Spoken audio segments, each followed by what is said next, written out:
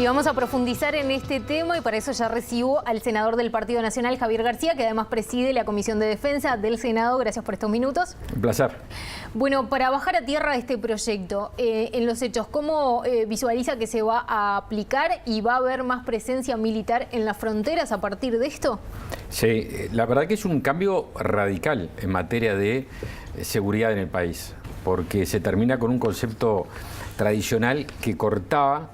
Decía, bueno, todo lo que es defensa son las Fuerzas Armadas, todo lo que es seguridad interna es policía. Y había algunas excepciones, prefectura, policía aeronáutica, misiones que se le dio a las propias Fuerzas Armadas, por ejemplo, en los perímetros carcelarios. Sí, o por ejemplo, bueno, esa es una buena pregunta que me había apuntado, que es ¿por qué se necesitaba una ley en esta, teniendo en cuenta que en algunas ocasiones, por ejemplo, los militares ayudaron con el tema de la aftosa, por ejemplo, en la frontera, o cuando el Mundial de Brasil tuvieron alguna participación de apoyo a la policía?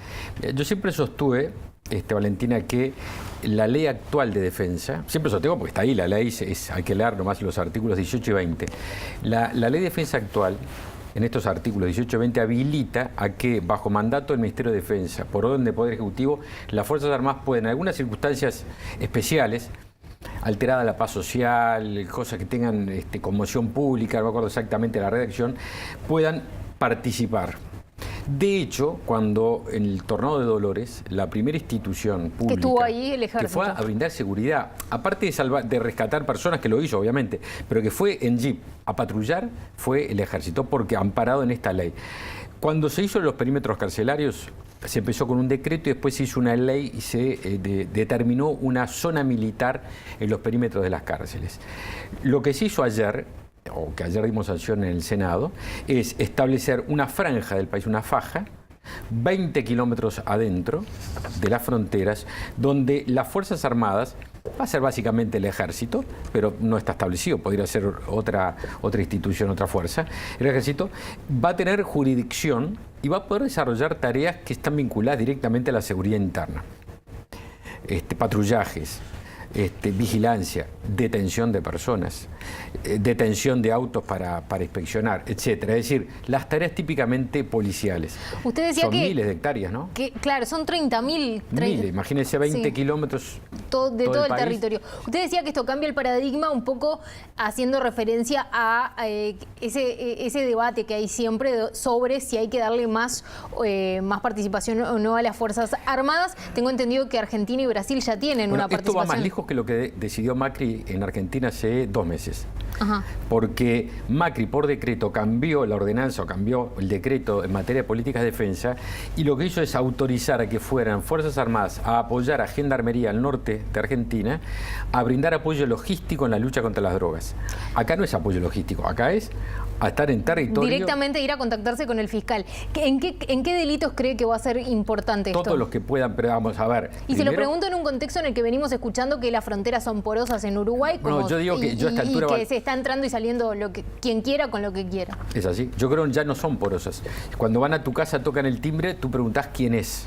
Cualquiera de nosotros, ¿no? Bueno, acá se entra sin preguntar quién es. Al Uruguay, los uruguayos dormimos con la puerta abierta.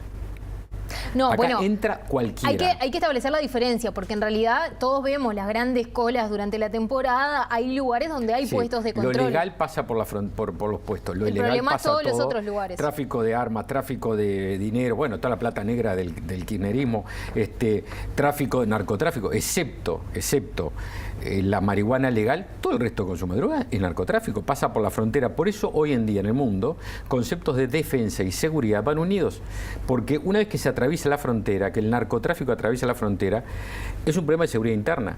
Terrorismo.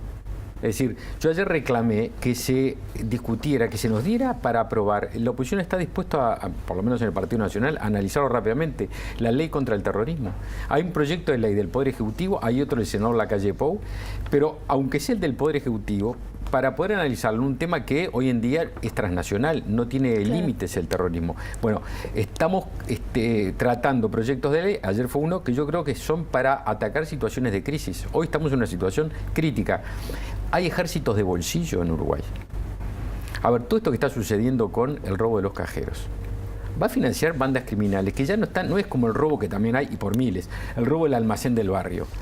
Ahora las bandas criminales tienen armamento pesado, letal, alto poder de destrucción, logística, cámaras. Tuviste una información recién de un complejo con cámaras de televisión. Es decir, son como pequeños ejércitos de bolsillo, que no se los puede enfrentar con la cachiporra.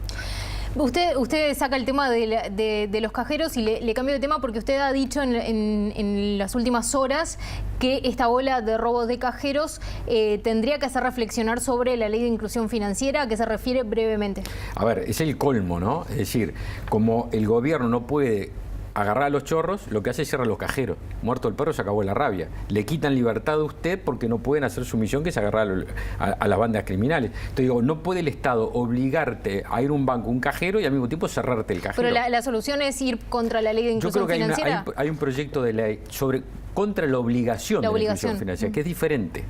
Hay un proyecto de ley del senador Lacalle Pou que justamente plantea derogar la obligatoriedad, porque yo no te puedo obligar a ir a un cajero, yo Estado, y al mismo tiempo yo Estado cerrarte la mitad del día del cajero. Es una contradicción insalvable.